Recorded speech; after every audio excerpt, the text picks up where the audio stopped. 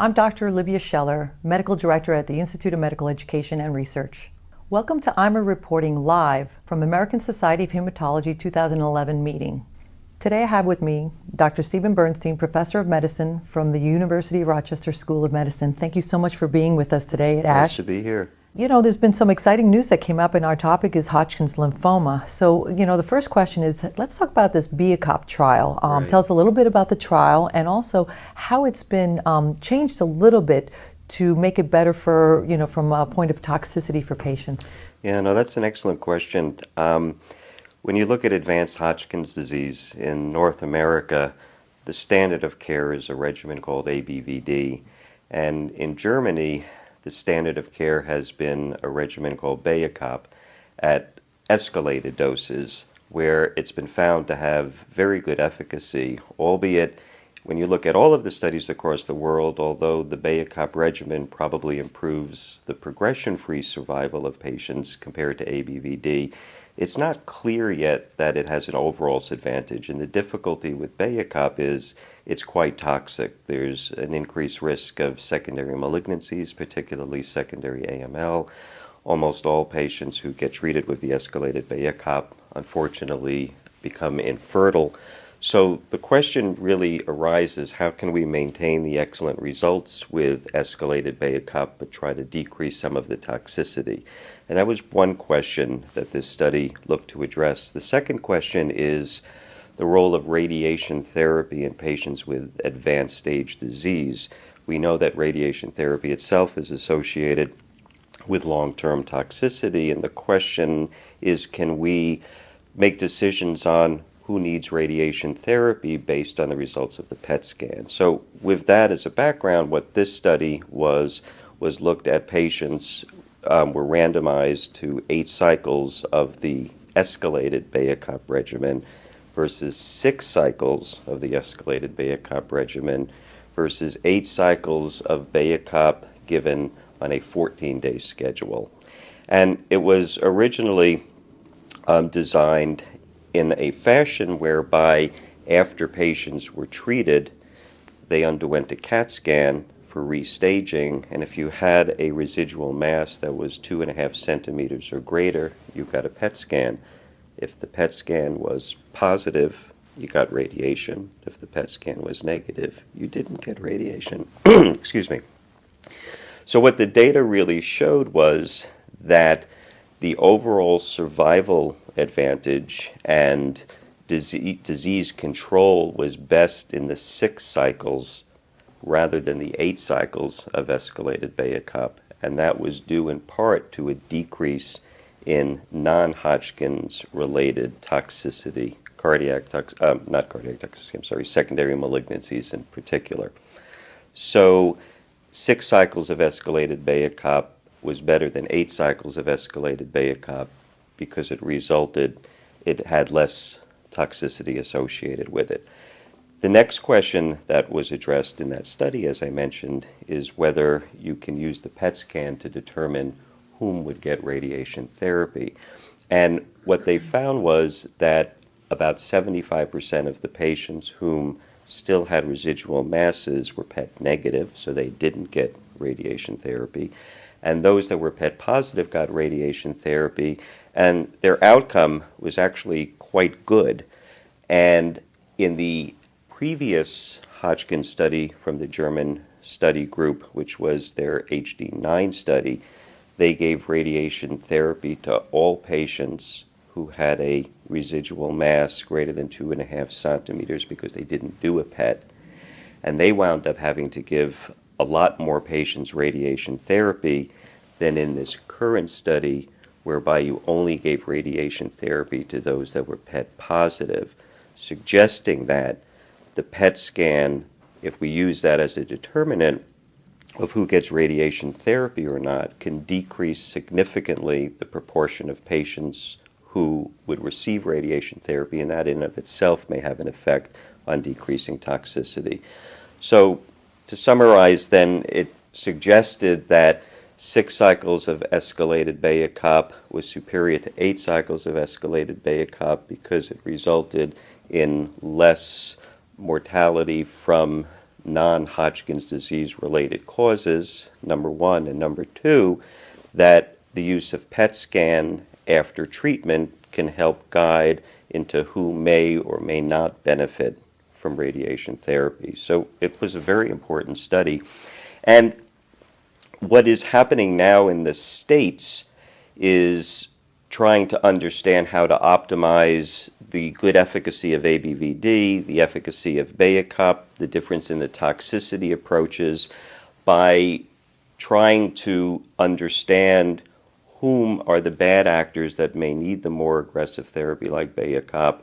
And one of the ways that's being looked at is looking at the role of PET scan. So recently there's been a number of studies to suggest that if you do a PET scan after 2 cycles of ABVD, if it's negative, your outcome with continued ABVD therapy is excellent.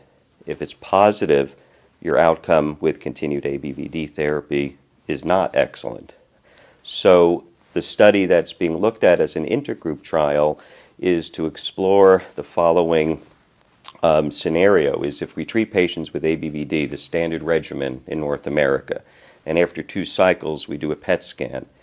If the PET is positive, we believe those patients will not have as good a result with continuing ABVD, so those patients would then go on to the escalated Bayakop regimen. So you're justifying the higher toxicity of escalated Bayakop because you think there'd be more efficacy in a group of patients who you don't think would do well with continued ABVD. In contrary, if the PET scan is negative after 2 cycles of therapy, you would anticipate a good outcome continuing with ABVD. So they would continue with ABVD and thus not be subjected to the higher toxicity of the escalated Bayakop. And that study is ongoing, and hopefully we'll be able to determine the optimal treatment approach that could be guided in part by such prognostic maneuvers like PET scans so that we can have great efficacy and minimize long-term toxicity. So that was an important study. So it's actually a form of personalized medicine, if you will. And I think these are excellent strategies to look at in order to decrease patient toxicity and increase efficacy. So that's wonderful news at ASH this year. Right. And, talking about radiation therapy, let's talk about radiation therapy required for patients with limited stage Hodgkin's disease. Can you talk a little bit about that? Sure. So it's the same theme, and that's the amazing thing about Hodgkin's disease. We're at a point in treatment where our ability to cure patients is so good, and what we're finding with longer-term follow-up is that patients whom are cured, unfortunately, a proportion of them are dying from secondary toxicities of your therapy, be it cardiac toxicity associated with radiation therapy, solid tumors associated with radiation therapy, as well as secondary leukemias and secondary AML associated with alkylating-based therapies. So the whole rationale is, like before, optimize survival by optimizing your disease eradication and minimizing the toxicity. So early stage disease is a disease, the approach for early stage disease we think of somewhat differently than we do for advanced stage disease. And for a long time, previously, the treatment of that was either radiation therapy alone or combined modality therapy. And when this study started, the hypothesis was that if we can treat patients with early stage disease with a chemotherapy alone regimen, rather than a regimen that included radiation therapy, then we would hypothesize that we would improve survival because we would decrease the secondary causes of death, i.e. cardiac and secondary solid tumors that are associated with radiation therapy. So this was a study with now 11.5 years of follow-up that asked probably the most important question in Hodgkin's disease: what is the best treatment approach for survival? So this was a study where they took patients with early stage disease and randomized them that half got chemotherapy alone. They got ABVD. After 2 cycles, if they were in remission, they got 2 more for a total of 4. If they were in less than a CR, they got 4 more for a total of 6. But one arm is chemotherapy alone, and the other arm is subtotal nodal radiation, which was the radiation therapy approach that was used at the time this study was conducted. And patients that had favorable prognostic factors got subtotal nodal radiation alone. Patients that had unfavorable prognostic factors got ABVD for 2 cycles and then subtotal nodal irradiation. So you essentially have one group that had a radiation-containing regimen, one group that had an ABVD-containing regimen. And again, with 11.5 years of follow-up, what was found was the survival of patients that got ABVD was superior to the survival of patients who got a radiation-containing regimen. Now, when you looked at the time to progression, it was actually a little bit better in the radiation arm, but the overall survival was better in the chemotherapy arm. And the reason for that is that the non-Hodgkin's disease related mortality, again, secondary malignancies and cardiac predominantly, were less in the non-radiation arm. So that suggested at least that you can have excellent results in early stage disease with a chemotherapy alone regimen. Now, the argument is, in terms of relevance for today, is people will say, okay, I believe that. Your chemotherapy had better survival than your radiation group because it had less long-term toxicities. But the radiation in this study, subtotal nodal radiation, is not the radiation therapy that is given to patients in this era. So in this era, we're giving more localized radiation therapy, involved field radiation therapy. And recently there was a very important study also from the German Hodgkin's group that suggested that you can have very good outcomes in patients with early stage Hodgkin's disease giving 2 cycles of ABVD and not subtotal nodal radiation, but involved field radiation.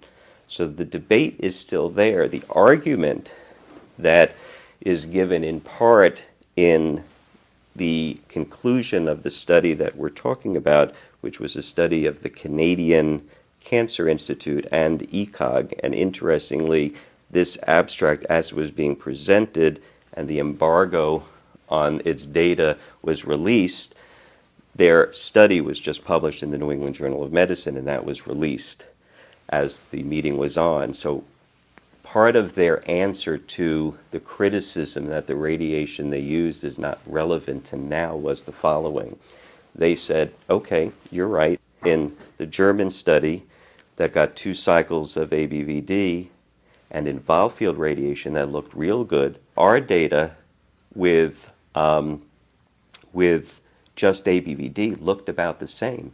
And already with only about 7 years follow-up in the German study group, there's already being seen some cardiac and secondary solid tumors. So the answer isn't clear, but what it does tell us that in patients with early stage disease, a chemotherapy alone regimen without radiation is still an effective and a reasonable approach. Now, because we're using PET scans more to help guide what we do, a similar study or a similar rationale that I described for advanced stage disease, where studies are ongoing to use the PET scan as a way of helping guide therapy. And just like you say, it really is a personalized medicine. You're basing your therapy on how that particular patient is doing. What studies are doing now is giving, for example, ABVD alone, one study that's being conducted now in the cooperative groups. You give 2 cycles of ABVD alone, you do a PET scan. If the PET is negative, you can just look at giving a few more cycles of ABVD and no radiation, kind of mimicking what this Canadian study showed, that selected patients, chemotherapy alone is good. If the PET is positive after 2 cycles, again, that suggests potentially a poorer risk group where you may then be justified in giving a therapy with higher toxicity, and those patients move on to escalated BACOP and involved field radiation therapy. So to kind of summarize that, this data tells us when we look at survival that with appropriate patients with early stage disease, that chemotherapy alone is a reasonable treatment approach for selected patients, and it has, in this study, improved survival over subtotal nodal radiation, not because it has better control of the Hodgkin's disease. It has excellent control of the Hodgkin's disease, but because there's less patients dying from long-term complications of the radiation therapy. So this was a very important trial, again with the theme of how can we optimize treatment for Hodgkin's disease whereby we keep the great cure rates we have, but we decrease the incidence of patients dying from the complications of our therapy. Let's talk about the microenvironment. It's a very interesting place to look at. And here at ASH, it seems that if you look at the number of macrophages in the microenvironment, that maybe this has some prognostic value. Can you tell us a little bit about those trials? Yeah, this is really a very important area, not only in lymphoma, but in cancer in general. When you look at a tumor, those tumor cells are not sitting there in just a clump of tumor cells. They're sitting there with other immune cells, with blood vessels, with stromal cells, and there's a yin and yang. These tumor cells are interacting with the microenvironment. And in fact, in Hodgkin's disease, the malignant cell is the so-called Reed-Sternberg cell.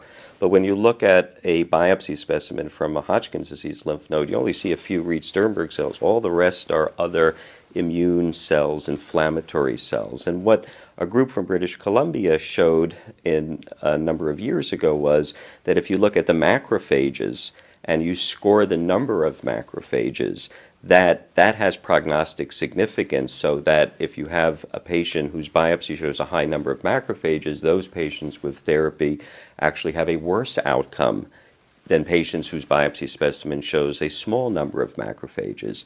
So the same group conducted more detailed studies trying to understand that they presented at ASH. And what they did was they looked at gene expression profiling of biopsies of patients whom had good responses to therapy and patients who had bad responses to therapy. And one of the differences in the gene expression in these two groups was the groups that had a bad outcome to treatment had a higher level of expression of various genes that are related to macrophage biology. And one of these was the receptor for a cytokine that normally stimulates macrophages, that being macrophage stimulating factor or colony stimulating factor 1 receptor. And what was interesting is this receptor is normally on macrophages, but what they found, as others have, is that the Reed-Sternberg cells, the malignant cell of Hodgkin's disease, actually has aberrant expression of certain proteins that are of a different lineage, so that this receptor, CSF1 receptor, normally on macrophages, was actually on the Reed-Sternberg cells. And what they found was, if you look at the degree of cells that express this CSF1 receptor, and you combine that by looking at the number of macrophages, you had a very strong prognostic model. So that patients who had high levels of this CSF1 receptor and high levels of macrophages in their biopsies had a worse prognosis than patients whom didn't. But yes, it is prognostic, but what I think is more interesting, by giving us a better handle of the biology of the importance of these other cells in the microenvironment, suggests that when we learn how they interact, that may be a very important new target for treatment, so that we can interrupt the interactions of the immune cells like macrophages with the tumors. If we can interrupt or modulate their interaction, that may be new ways of treating. And there's a lot of interest in trying to now not as much target just the tumor, but target the microenvironment. And this starts to give insight in Hodgkin's disease how down the line we may be able to do that. Very interesting, really a new concept in the biology. Really interesting. I wanted to talk a little bit about brentuximab vedotin. Can you tell us what it is and any trials that came out here at American Society of Hematology on that agent and any efficacy on it? This is an absolutely fascinating drug, and I think it's one of the drugs that is going to make probably one of the largest impacts in Hodgkin's disease, at least recently.